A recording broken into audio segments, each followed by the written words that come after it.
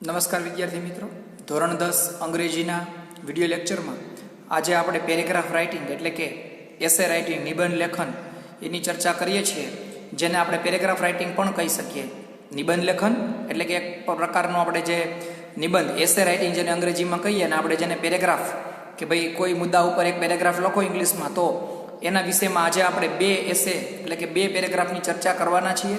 એમાંનો પહેલો પેરેગ્રાફ જે છે, પહેલો એસે છે એ the problems of working mother, એવું ટાઇટલ છે. The problems of working mother એના વિશેની આપણે ચર્ચા કરવાની છે. અને એ એસે જે છે એ હું તમને સમજાવું છું. છમાસિક પરીક્ષામાં જેટલા એસે ચાલશે એ બધામાંથી ગમે ત્યાંથી પૂછાશે. એમાં ત્રિમાસિકમાં ચાલેલા એસે પણ હું પૂછીશ. એટલે કોઈ વિદ્યાર્થી મિત્રો એવું ન સમજે કે સર ત્રિમાસિક પરીક્ષામાં જે એસે પૂછ્યા છે એ હવે નહીં પૂછે, કારણ કે એસે વસ્તુ એવી છે, એ કમ્પોઝિશન એટલે કે લેખન વિભાગ કહેવાય, એ ગમે ત્યાંથી પૂછી શકીએ. બરાબર, આ કોઈ યુનિટ કે આ કોઈ પોયમ એટલે કે કવિતા નથી કે જેમાં આપણે ત્રિમાસિકમાં ચાલેલી અત્યારે ન પૂછીએ. બરાબર, આ પરીક્ષાની અંદર આપણે કોઈ પણ પ્રકારના એસે લેખન, એ ચાહે મેં કરાવેલો હોય કે ન હોય, એ તમને એનું જે છે લેખન કાર્ય કરતા આવડવું જોઈએ, એ આપણો મુખ્ય હેતુ છે. તો the problems of working mother એની અંદર પોઈન્ટ્સ છે. વર્કિંગ અવર્સ એટ ઓફિસ એટલે કે ઓફિસ ઉપર કરવા જે કામ કરે છે એના કલાકો. ડ્યુટીઝ એટ હોમ ઘરે જે કામ કરે છે એની ઘરની ટૂંકમાં જવાબદારી ડ્યુટીઝ. એટલે play an important role in family એટલે કે પરિવારમાં જે મધર છે, માતા છે, એનો ઇમ્પોર્ટન્ટ રોલ એટલે કે મહત્વની ભૂમિકા રહેલી છે.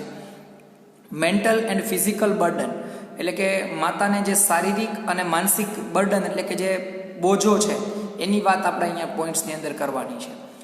પ્રોબ્લેમ્સ એટ ઓફિસ એટલે કે જ્યાં કામ કરે છે ઓફિસમાં પણ ઘણા બધા પ્રોબ્લેમ્સ એટલે કે સમસ્યાઓનો સામનો કરવો પડે છે. પ્રોબ્લેમ્સ એટ હોમ એવી રીતે ઘરે પણ કેટલીક સમસ્યાઓનો સામનો કરવો પડે છે. How C deals with problems એટલે કે માતા છે એ દરેક સમસ્યાને કેવી રીતે હેન્ડલ કરે છે, કેવી રીતે એ એમનો સામનો કરે છે. તો આ તમામ પોઈન્ટ્સ જે છે એનો સમાવેશ એસેમાં થઈ જવો જોઈએ. આપણે રિપોર્ટ રાઇટિંગમાં પણ એક મુદ્દાની વાત કરી હતી કે જેટલા પોઈન્ટ્સ આપેલા હોય એ તમામ પોઈન્ટ્સ જે છે એનો ઉલ્લેખ એની અંદર થઈ જવો જોઈએ. તો અહીંયા પણ એસેમાં એટલે કે પેરેગ્રાફમાં પણ જેટલા પોઈન્ટ્સ આપેલા છે તમામ પોઈન્ટ્સ જે છે એનો આપણે એસેની અંદર ઉલ્લેખ કરી નાખવાનો છે. તો નિબંધની એસેની શરૂઆત કરીએ છીએ. This is the age of equality between men and women. આજના સમયમાં એટલે કે આજના આધુનિક યુગમાં જે છે સ્ત્રી અને પુરુષ વચ્ચે ઇક્વાલિટી એટલે કે બંને વચ્ચેને જે સમાનતા છે એ સરખી થઈ ગઈ છે. આજે પુરુષ અને સ્ત્રી બંને, જો શું કીધું, equality between men and women. This is the age of equality between men and women એટલે કે પુરુષ અને સ્ત્રી વચ્ચેની સમાનતા આજે દરેકમાં જોવા મળે છે, દરેક સમાજમાં જોવા મળે છે. Today's woman is more educated and independent than before. જો શું કીધું, આજે સ્ત્રીઓ એ વધારે શિક્ષિત છે અને પહેલાંના કરતાં વધારે સ્વતંત્ર છે. પહેલાંના સમય કરતાં આજે સ્ત્રીઓ વધારે શિક્ષિત છે અને પહેલાંના સમય કરતાં આજે સ્ત્રીઓ વધારે સ્વતંત્ર છે. More and more women are working mothers now. જો more and more women are working mothers now, આમ તો વધારેમાં વધારે સ્ત્રીઓ આજે વર્કિંગ મધર્સ નાવ એટલે કે હવે જે છે એ કાર્ય કરતી થઈ છે. But it is a tough life. આમ તો ટફ એટલે અઘરું, ટફ એટલે કે અઘરું. આમ તો આ કાર્ય જે છે આ જીવનમાં અઘરું કાર્ય છે. But it is a tough life એટલે કે પરંતુ આ જીવનનું અઘરું કાર્ય છે. She has to strike a balance between home and office. Strike a balance એટલે તમે વર્ડમાં જોઈ શકો છો કે જે છે એ સ્ટ્રાઇક અ બેલેન્સ, અને શું કીધું છે કે સમતુલા જાળવવી. શું કીધું છે?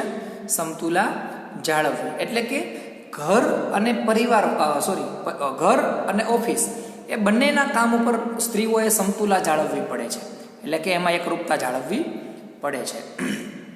A mother is the most important member of the family. માતા એ પરિવારનું ખૂબ જ અગત્યનું એટલે કે ખૂબ જ ઇમ્પોર્ટન્ટ એટલે કે મહત્વની સભ્ય ગણાય છે. માતા એ પરિવારની એકદમ અગત્યની સભ્ય ગણાય છે. She looks after the needs of her husband and her children. એટલે કે માતાએ અથવા તો તેણીએ જે પરિવારમાં એમના પતિ અને એમના તેણીના બાળકોનું એ નીડ્સ એટલે એના જરૂરિયાતોનું ધ્યાન આપવું આપવું પડે છે અથવા તો એમની જરૂરિયાતોને પણ સંતોષવી પડે છે.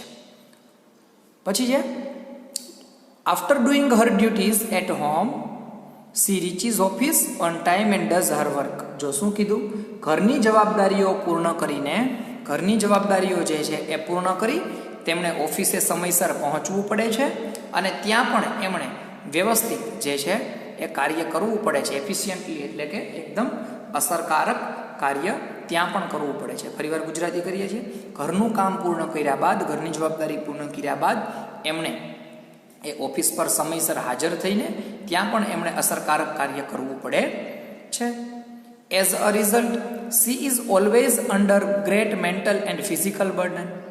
જેના પરિણામે શું કીધું, જેના પરિણામે તેણીને હંમેશા માનસિક અને શારીરિક થાક લાગતો હોય છે અથવા તો શારીરિક અથવા તો માનસિક બોજો લાગતો હોય છે, કારણ કે બે જગ્યાએ કામ કરવું પડે છે.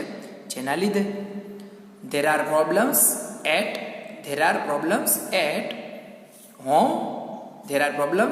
home and problems at office.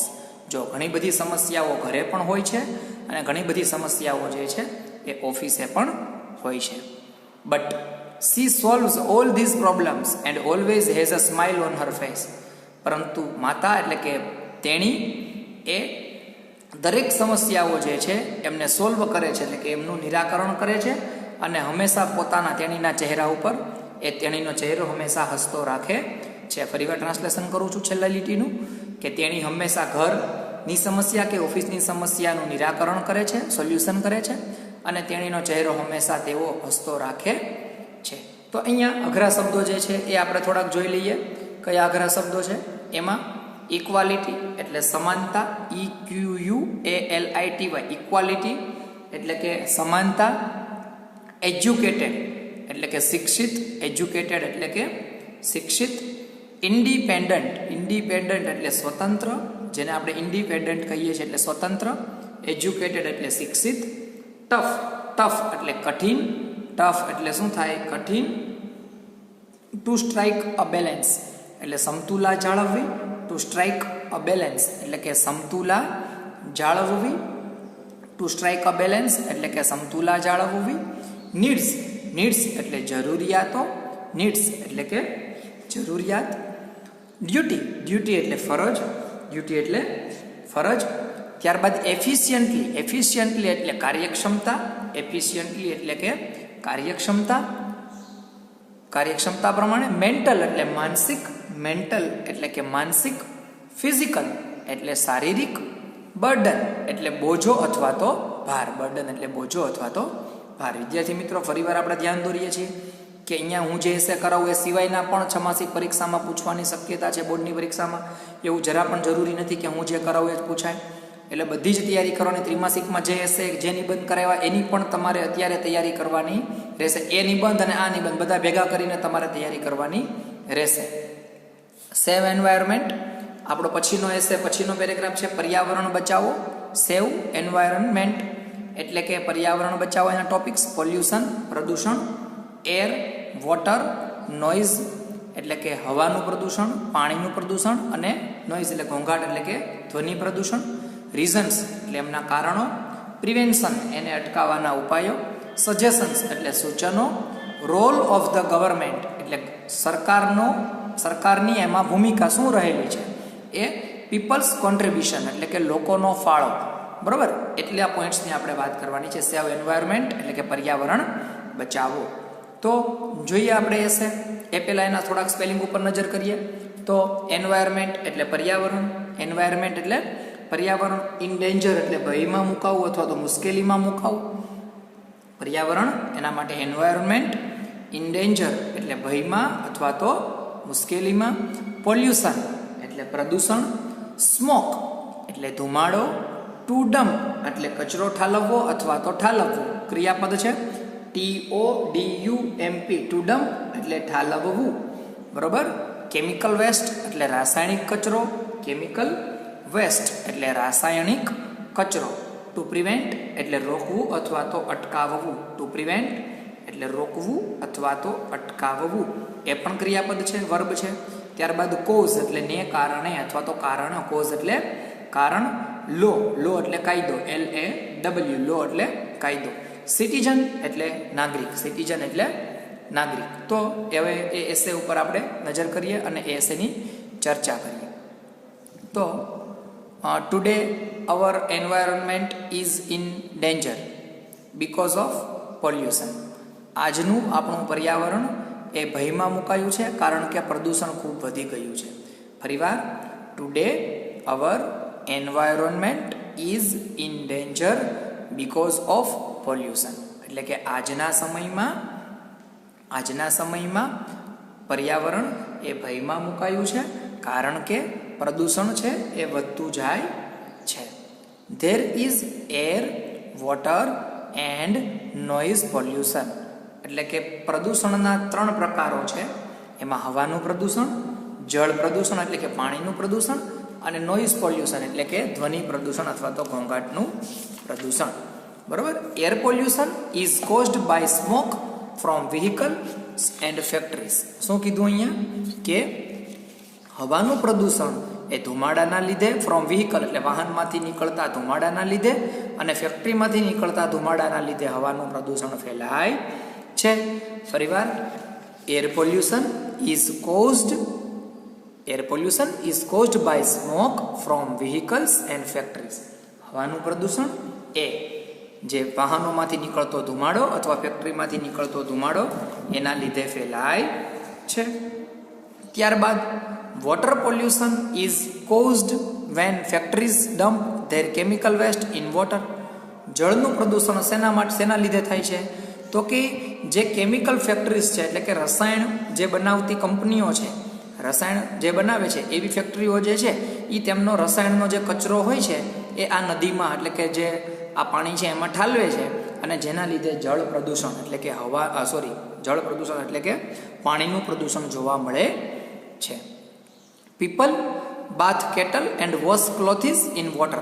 લોકો પણ જે છે એ તેમના પશુઓને એ પાણીમાં નવરાવે છે અને કપડાં પણ એ પાણીમાં, નદીના પાણીમાં અથવા તો જળ સ્ત્રોત જે છે એના પાણીમાં ધોવે છે, જેના લીધે પણ જળ પ્રદૂષણ થાય છે. ફરીવાર, people bathe cattle and wash clothes in water એટલે કે લોકો પણ પોતાના ઢોરને, પોતાના પશુને આ પાણીની અંદર નવરાવે છે અને કપડાં પણ એમાં ધોવે છે, જેના લીધે પણ જે કહેવાય કે પ્રદૂષણ જળનું થાય છે. ત્યારબાદ noise pollution is caused by loud speakers, microphones, loud volumes of TV set and stereos, honking of vehicle ETC. જો ધ્વનિ પ્રદૂષણ એટલે કે ઘોંઘાટનું પ્રદૂષણ કેવી રીતે થાય છે?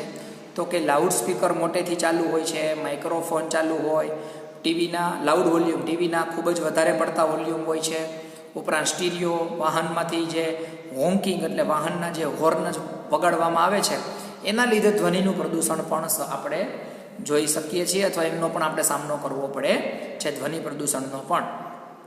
ત્યારબાદ we can save our environment by preventing pollution. આપણે આપણું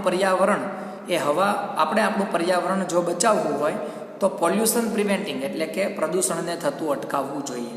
જો આપણે આપણા પર્યાવરણને બચાવવું હોય તો પ્રદૂષણને થતું અટકાવવું જોઈએ. પ્રિવેન્ટિંગ એટલે અટકાવવું. We should remove all causes of air, water and noise pollution. શું કીધું? We should remove all causes of air, water and noise pollution. આપણે બધા જ પ્રકારના હવાનું પ્રદૂષણ, ધ્વનિ પ્રદૂષણ અને જળ પ્રદૂષણને દૂર કરવા જોઈએ. આપણે બધા જ પ્રકારના પ્રદૂષણને દૂર કરવા જોઈએ. We should plant more trees. આપણે વધારેમાં વધારે વૃક્ષો વાવવા જોઈએ. We should plant more trees. આપણે વધારેમાં વધારે વૃક્ષોનું વાવેતર કરવું જોઈએ. The government should have special lose to save environment. સરકારે પણ પર્યાવરણને બચાવવા માટેના ખાસ એવા કાયદાઓ ઘડવા જોઈએ. ફરીવાર, the government should have special lose to save environment એટલે કે સરકારે પણ પર્યાવરણને બચાવવા માટે એવા ખાસ પગલાં અથવા તો ખાસ કાયદાઓ ઘડવા જોઈએ. As good citizens we should do all that we can two prevent all kinds of pollution. એક સારા નાગરિક તરીકે આપણે પ્રદૂષણના તમામ પ્રકારોને આપણે શક્ય હોય એ રીતે અટકાવવા જોઈએ. ફરીવાર, as good citizens we should do all that we can to prevent all kinds of pollution. એક સારા નાગરિક તરીકે આપણે તમામ પ્રકારના પ્રદૂષણને આપણે અટકાવી શકીએ અથવા તો અટકાવવા જોઈએ. એક સારા નાગરિક તરીકે આપણે શું કરવું જોઈએ? તો કે એક સારા નાગરિક તરીકે આપણે તમામ પ્રકારના પ્રદૂષણને અટકાવવા માટેના પગલાં શક્ય હોય એટલા લેવા જોઈએ. તો અહીંયા આપણે ફરીવાર મિનિંગ ઉપર નજર કરીએ. એન્વાયરમેન્ટ એટલે પર્યાવરણ, ઇન્ડેન્જર એટલે ભયમાં, પોલ્યુશન એટલે પ્રદૂષણ, સ્મોક એટલે ધુમાડો, ટુ ડમ્પ એટલે કચરો ઠાલવવો, કેમિકલ વેસ્ટ એટલે રાસાયણિક કચરો, ટુ પ્રિવેન્ટ એટલે રોકવું કે અટકાવવું, કોઝ એટલે કારણ, લો એટલે કાયદો, સિટીઝન એટલે નાગરિક. અહીંયા વિદ્યાર્થી મિત્રો આપણે એસે જે છે પેરેગ્રાફ રાઇટિંગ એ અહીંયા વાત આપણે કરી. આવી જ રીતે તમે જાણો છો કે કોઈ પણ પ્રકારના એસે પેરેગ્રાફ રાઇટિંગ પૂછાય એની અંદર જે છે પછી એ વર્કિંગ મધર હોય કે સેવ એન્વાયરમેન્ટ હોય એ આપણે જે છે એ તૈયારી કરવી પડે. અને એ એસે અને એ જે આપણે જે કાંઈ તૈયારી કરી છે એ તૈયારીના સ્વરૂપે આપણે પરીક્ષામાં હજી ખાસ વિદ્યાર્થી મિત્રો ધોરણ 10 અંગ્રેજીની વાત કરીએ છીએ કે એક વસ્તુ બોલું છું, ત્રિમાસિક પરીક્ષાની અંદર જે કાંઈ લેખન કાર્ય ચાલી ગયું એ બધું જ લેખન કાર્ય છમાસિક પરીક્ષામાં પણ આપણા કોર્સમાં છે. કોઈ એવું ન માને કે નિબંધ 3 કરાવ્યા તો આમાં 2 જ નિબંધ પાકા કરવાના, 3 અને 2 5 એસેમાંથી એક એસે પૂછાશે. બરોબર? જ્યારે યુનિટ અને પોયમમાં એવું હોય કે પહેલા ક્વાર્ટરમાં પહેલી ત્રિમાસિક પરીક્ષામાં જે યુનિટ પૂછાઈ ગયા એ આપણે છમાસિકમાં ન પૂછીએ, એ સ્વાભાવિક છે. પરંતુ ગ્રામર એટલે કે વ્યાકરણમાં અને કમ્પોઝિશન એટલે કે લેખન વિભાગમાં એ આપણે બધું જ ભેગું કરી અને આપણે તૈયારી કરવી પડે. એમાં કોઈ એવા વ્યાકરણમાં, ગ્રામરમાં કે લેખનમાં એવા કોઈ નિયમો હોતા નથી. એમાં સંપૂર્ણ તૈયારી કરવી પડે. ગમે ત્યાંથી નિબંધ પૂછાય એ આપણને આવડવો જોઈશે.